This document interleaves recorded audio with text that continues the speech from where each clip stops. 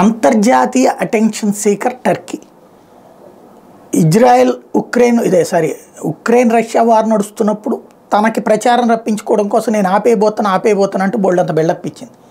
Scene cut చేస్తే దానివల్ల కాలేదు, ఏ రాయబారము ఫలించలేదు. అది కవర్ చేసుకోవడానికి అని చెప్పేసి ఆయిల్ కొనటం బిగిన్ చేసి, తద్వారా రష్యా దగ్గర నుంచి ఆయిల్ కొంట యూరప్ దేశాల మిత్రుడైనటువంటి వాడు అంటూ ప్రచారం చేయించింది. ఇప్పుడు ఇజ్రాయెల్ హమాస్ వార్లో యుద్ధంలోకి మేము దిగుతామని ముందు హెచ్చరికలు చేసింది. రెడీ అంది ఇజ్రాయెల్, మూసుక్కుచ్చింది టర్కీ.